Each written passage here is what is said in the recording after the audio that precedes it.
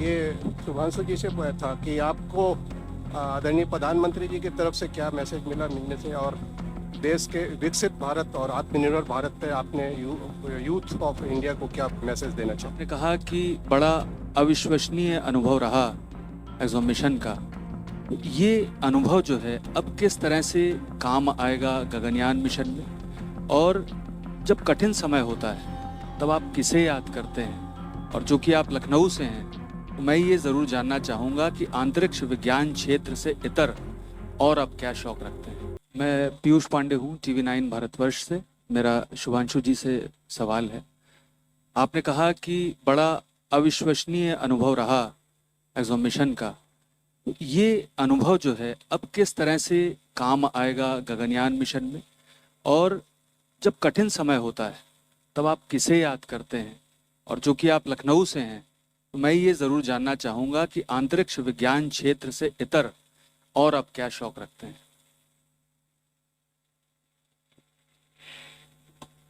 Mission ये वास्तव में बहुत अविश्वसनीय मिशन रहा है। जैसा मैंने कहा कि हम ट्रेनिंग करते हैं, हम तैयारी करते हैं और एक इमेज बनती है आपके मन में कि कैसा महसूस होगा जाने से पहले।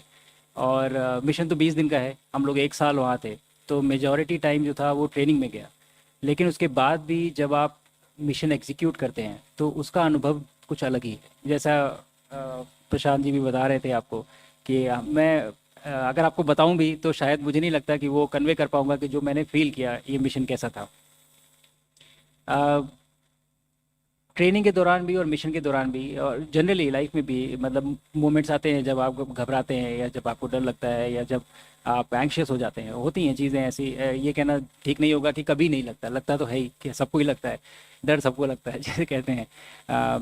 बट मुझे लगता है कि विश्वास होता है लोगों पे। जैसे चेयरमैन इसरो ने भी कहा कि एक बहुत बड़ी टीम लगती है ऐसे मिशंस को एग्जीक्यूट करने में, और इससे बड़ा भरोसा तो आप किसी को नहीं दे सकते कि इंजीनियर आपके लिए वो मिशन तैयार कर रहा है, वो व्हीकल तैयार कर रहा है और वो रॉकेट तैयार कर रहा है, और आप बोल रहे हैं कि हाँ मैं इसमें बैठ के जाऊँगा, मुझे आपके ऊपर इतना भरोसा है। मैं अपनी, मतलब आप एक तरह से अपनी लाइफ उसके हाथ में दे रहे हैं और कह रहे हैं कि मुझे आपके ऊपर भरोसा है। तो मुझे लगता है ये जो ट्रस्ट है, ट्रस्ट की भावना है, ये बहुत बड़ी एक चीज़ होती है जो आपको इन चीज़ों से डील करने में मदद देती है। एंड अगर कोई परेशानी है या कोई टेक्निकल कॉम्प्लेक्सिटी है तो हम उसको डिस्कस करते हैं बहुत ट्रांसपेरेंसी से, और आई थिंक वो ट्रस्ट बढ़ाता है एक दूसरे के बीच में।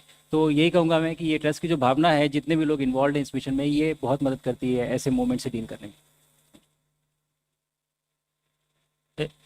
एक सेकंड, देखिए आएंगे हम आपके पास। अच्छा, इनके सवाल। शौक इसके अलावा मुझे फिजिकल एक्सरसाइज, मतलब एक्टिविटीज़ पसंद है, स्पोर्ट्स पसंद है। उन्होंने पूछा लखनवी शौक।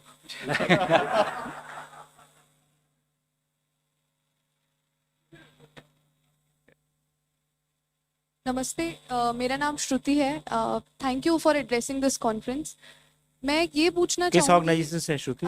मैं ललन टॉप से हूँ। अच्छा, ठीक। मैं ये पूछना चाहूँगी आप लोगों से कि फॉर्मल एजुकेशन से अलग, जैसे कि आपने साइंटिफिक टेम्पर की बात की थी, हमारे यूथ के लिए अगर इस फील्ड में हम आगे बढ़ना चाहते हैं तो वो स्ट्रेंथ, करेज, टेम्परामेंट, क्या चीज़ें सिस्टमिक लेवल पे होने की ज़रूरत है और क्या चीज़ें पर्सनली कल्टिवेट करने की ज़रूरत है?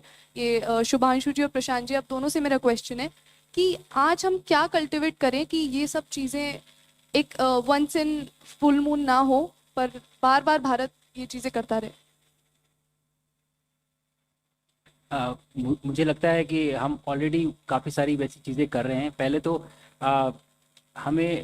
मैंने अपने पिछले इंटरव्यूज़ में कुछ कहा है ये कि जब पहली बार हमारे एस्ट्रोनॉट गए थे 1984 में, तो राकेश शर्मा गए थे, और उस समय भी एक्साइटमेंट था उनके बारे में। हमने बहुत सालों तक उनके बारे में पढ़ा है, किताबों में पढ़ा है, लेकिन उसके बाद कोई प्रोग्राम नहीं था जिसकी वजह से बच्चे उसको फॉलो कर पाए।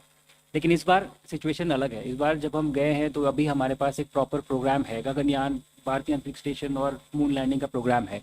तो मुझे लगता है कि साइंटिफिक टेम्परामेंट क्रिएट करने की ज़रूरत है, इन प्रोग्राम के बारे में लोगों को बताने की ज़रूरत है। तो पहली चीज़ है कि आप एक्साइटमेंट और क्यूरियोसिटी क्रिएट करिए, बच्चों को जगाइए, और जब एक बार वो जगे हैं और वो उसकी तरफ बढ़ते हैं तो उनको मौका दीजिए कि वो कैसे उस क्यूरियोसिटी को, एक सपने को, एक ड्रीम को रियलिटी में कन्वर्ट करें। तो मुझे लगता है दोनों ही पहलू इस समय एड्रेस हो रहे हैं और हम एकदम सही जगह पे हैं। और ये आई थिंक आप लोगों की भी जिम्मेदारी है कि इसको ज़्यादा से ज़्यादा बढ़ावा दीजिए, इन चीज़ों के बारे में बात करिए और लोगों को बताइए कि ये कितना इम्पोर्टेंट है, क्योंकि इसको अचीव करने के लिए हमें इनकी ज़रूरत है। यही बच्चे बड़े होके ये मिशन सक्सेसफुली एग्जीक्यूट करेंगे। Thank you. श्रुति, तो मैं बच्चों को यही बोलना चाहता हूँ कि आप ऑलरेडी पूर्ण हो, पूर्णमदम पूर्णमिदम, पूर्णता से ही पूर्ण आता है ना। तो फ्रॉम दैट स्टैंड पॉइंट, उस पूर्णता से जो कुछ भी करना है कर लो। सब लोग एस्ट्रोनॉट नहीं बन सकते, लेकिन जैसे आप जर्नलिस्ट हो, बी बेस्ट एट दैट। तो हमारा वही है जो मैसेज है, जो कुछ भी आप कर रहे हैं उसमें पूर्णता से कर लो। You are already there, now do everything else because that's a bonus. You are already that divine. Okay, thank you. 24। Sanjeev Shekhar from Aryavart. ये शुभांशु जी से पूछा था कि आपको आदरणीय प्रधानमंत्री जी की तरफ से क्या मैसेज मिला मिलने से, और देश के विकसित भारत और आत्मनिर्भर भारत पे आपने यूथ ऑफ इंडिया को क्या मैसेज देना चाहिए? सबसे पहले तो उनसे मिलते ही उन्होंने पूछा कि आपने होमवर्क किया कि नहीं, तो पहला सवाल तो उनका यही था। बट काफ़ी अच्छी चर्चा हुई इस बारे में, मिशन के बारे में। उन्होंने काफ़ी जानकारी ली मुझसे कि कैसे एग्जीक्यूट किया। उसके बाद काफ़ी सारे डायरेक्शंस दिए कि कैसे स्पेस को हमें यूटिलाइज करना है। विकसित भारत का जो सपना है 2047 का, और वहाँ तक पहुँचने के लिए कैसे हम स्पेस को एक नेशन बिल्डिंग के लिए यूज़ करें और क्या क्या चीज़ें कर सकते हैं। उन्होंने ये भी जिम्मेदारी दी कि अब चूँकि आप होके आ चुके हैं, तो अब आपकी ज़िम्मेदारी है कि आप बच्चों से जो भी हैं उनको ये कहानी शेयर करें, उनको बताएं इसके बारे में, उनको एक्साइट करें और उनको ये दिखाएं कि ये पॉसिबिलिटीज़ हैं जो भारत ऑलरेडी कर रहा है और उन्हें वहाँ जाना है। और इस तरह की काफ़ी सारी चीज़ें हुई, बट सबसे बड़ा पॉइंट जो उन्होंने बोला वो यही था। फ्रॉम हिम और फ्रॉम मी? मैंने अपने उसमें स्पीच में भी कहा, मैं यही मैसेज देना चाहूँगा कि मुझे लगता है कि ये बहुत गोल्डन टाइम है हमारे लिए, जिस समय हम अभी भारत में हैं और जिस तेज़ी से हम ये स्पेस एक्सप्लोरेशन की तरफ जा रहे हैं। तो मुझे लगता है कि अभी हमें आपकी ज़रूरत है। ये जो सपने हमने देखे हैं और जो एम्बिशंस हमने अपने लिए निर्धारित किए हैं, इनको पूरा करने के लिए हमें ज़रूरत है आपकी। तो आप क्यूरियस रहिए, एक्साइटेड होइए, इन अपॉर्चुनिटीज़ को देख के मेहनत करिए और इन फील्ड्स को परस्यू करिए। और बस बहुत जल्दी, जब जैसे बोला मिनिस्टर ने 2040 में हम अनाउंस करेंगे मून से जब पहला भारतीय पहुंचेगा, तो मुझे लगता है कि ये बहुत बड़ी एक अपॉर्चुनिटी है, इसको सीज करिए, ये है हमारा मौका, अभी है। Thank you. 4th row 17, 17 number 17। Hi, this is Kalyan from Deccan Herald. This is a question to Group Captain Shukla. So in the space, each day you were seeing, I think, 6 because sunrises and sunset. So how did you manage to sleep? Your biological clock must have been gone totally haywire. And second, I am curious to know that if there is an option of brushing the teeth in the space station. It would be very difficult to live with people if we could not brush teeth for so many days together, right? So there is option for brushing the teeth for sure. And to your question, it's not 6, it's 16 sunrise and sunsets in a day. And obviously it's very different, and you don't go by that. The station is constructed in a way that there are specific places where windows are there, and all of them have shutters or covers. So when there is time to sleep, you just close everything.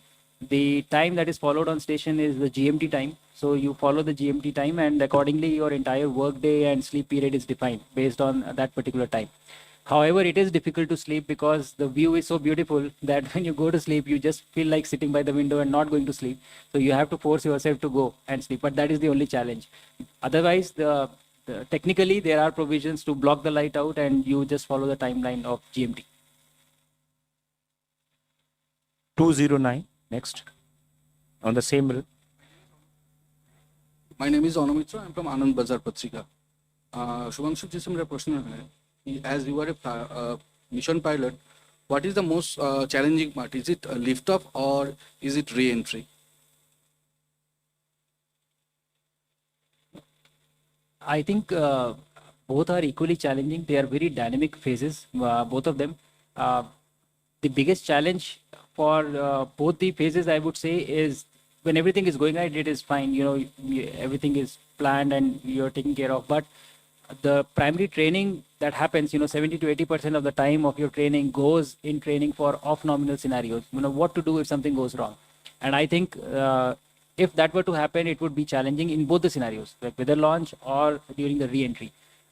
Fortunately, we did not experience any of that, but both are extremely dynamic phases, and you are essentially lifting a body from 0 kilometers per hour and accelerating it to 28,500 kilometers per hour in 8.5 minutes.